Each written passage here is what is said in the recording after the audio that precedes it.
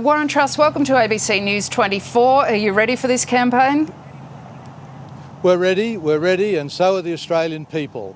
At last, we've got a new end date to the longest election campaign we've ever had in our country. People want a change, they want the opportunity to vote, and I'm sure they'll welcome the fact that the campaign end is at last in sight. Now, I see you're joined by a couple of, I think, candidates. Does this mean that you spend the next 5 weeks never actually standing anywhere by yourself? Well, I hope to be joined by candidates right across the country. We've got a terrific team, 35 candidates in the House of Representatives and in the Senate. We're confident of doing well and being a key part of an incoming government.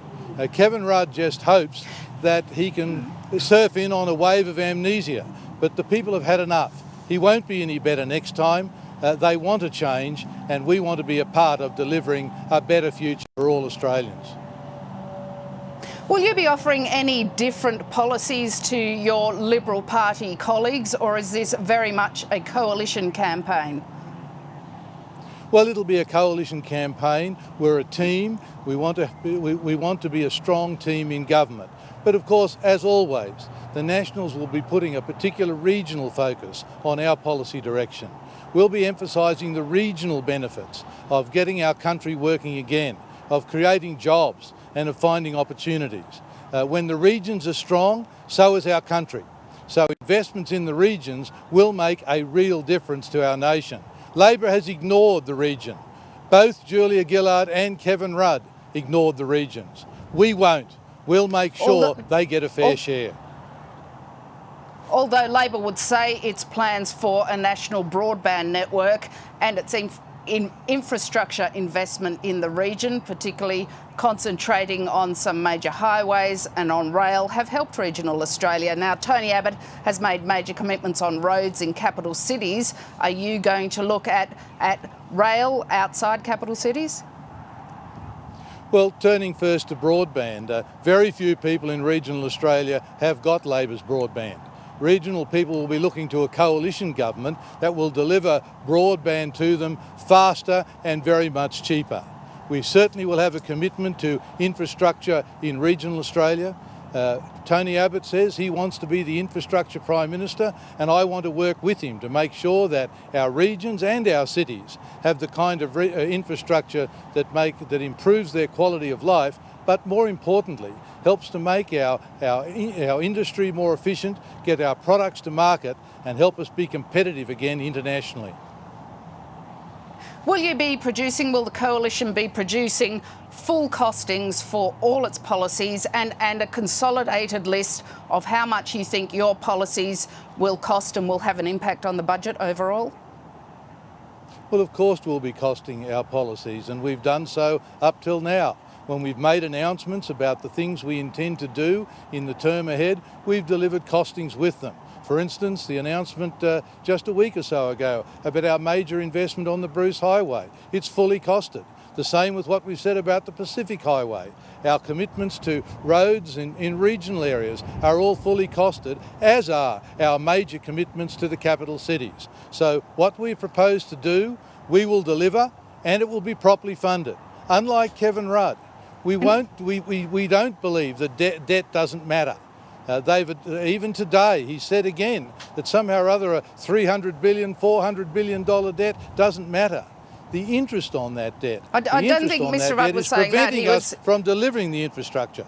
But he says that we don't have to worry because there are other countries that are worse than ours. But the reality is the interest on that debt is stopping us delivering so much of the new hospitals, the new schools and the new roads and rail lines we need for the future.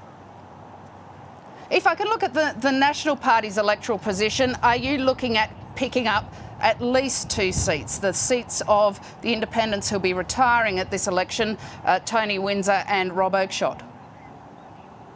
Well, we won't take any seat for granted. We'll work hard to save the ones that we currently hold. Our members have provided effective representation, and I believe they can contribute even more greatly to a solid new coalition government. But we've got ambitions to win other seats as well. in the Northern Territory, here in Western Australia in particular, but also in New South Wales and Queensland, and we hope also to have extra senators elected to the Parliament. So we believe the Nationals will be a strong part of a new coalition government, and we're looking forward to delivering constructively to better government for our country. Now, Barnaby Joyce is hoping to make the switch from the Senate to the lower house. You welcome him to the lower house. Is he a potential future leader of the National Party? Well, I think that he does have a lot of the skills and the ability to be a leader. I welcome his transition to the lower house. I know he'll work very hard in New England to make sure that he wins that seat. And then he'll continue to make a very significant contribution to the next coalition government. He's very good at telling the facts the way they are, and people in regional Australia appreciate that, and I think he'll play a very important role in making sure we communicate our policies and our commitments to the Australian people effectively and well. And one final question before I let you go, Mr. Truss. The issue of foreign investment has been much talked about, particularly in regional Australia. Is your position that foreign investment is necessary, particularly in regional Australia, to help agribusiness grow and be the export industry that people hope it will be, selling Australian food into Asia? Well, there's no doubt that foreign investment has contributed mightily to the regional economy and our national economy over many years, and it will be required in the future. But I think we do have a right as a nation to make decisions about what foreign investments are appropriate in our country.